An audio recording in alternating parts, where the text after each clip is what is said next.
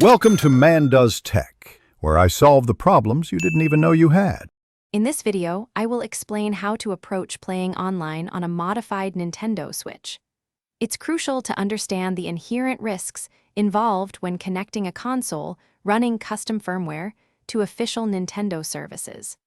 We'll cover the essential steps to significantly reduce the likelihood of a console ban, which can permanently restrict your device from online access. Our focus will be on the recommended setup that allows you to maintain online play while still enjoying the benefits of custom firmware.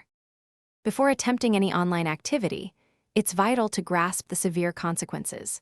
Connecting a console with custom firmware or unauthorized software to Nintendo's official servers almost certainly leads to a permanent ban. Nintendo's robust detection systems are designed to identify any deviations from standard console operation.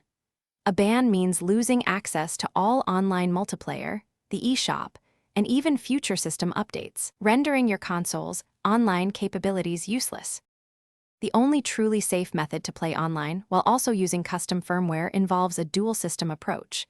You must maintain a completely clean, unmodified system NAND, or SIS NAND, solely for official online play. For custom firmware activities, create an EMU NAND, which is an emulated system NAND, entirely isolated from your SIS NAND.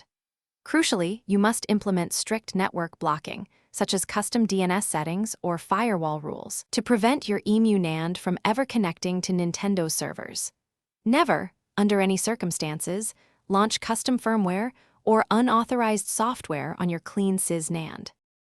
To ensure the longevity of your console and its online capabilities, always perform a full NAND backup before initiating any modifications. The scene is constantly evolving, so regularly consult up-to-date guides and community resources for the latest best practices and safety measures.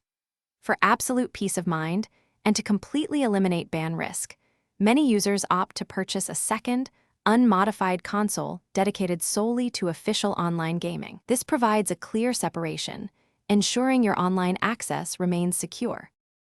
Thanks for watching. If you found this helpful, don't forget to like and subscribe.